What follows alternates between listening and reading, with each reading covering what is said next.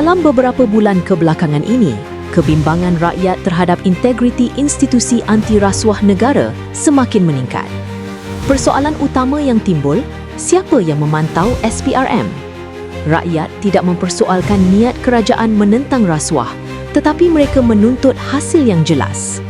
Tindakan seperti pembekuan aset tanpa penjelasan awam yang memadai menimbulkan spekulasi dan boleh merosakkan keyakinan terhadap institusi penguatkuasaan.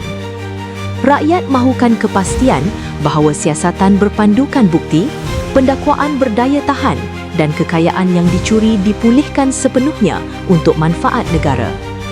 Satu langkah penting yang dicadangkan ialah penubuhan Jawatankuasa Pemantauan Bebas yang melapor terus kepada Parlimen.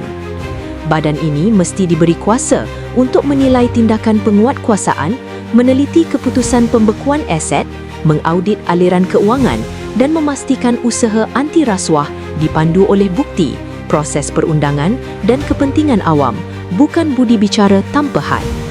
Ini bukan untuk melemahkan perjuangan menentang rasuah.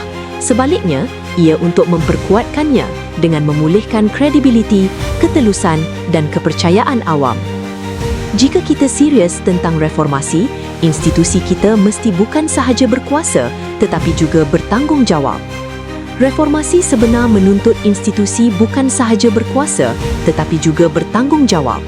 Hanya dengan itu, rakyat yakin bahawa keadilan ditegakkan tanpa pilih kasih dan tiada sesiapa pun terlepas daripada pemeriksaan.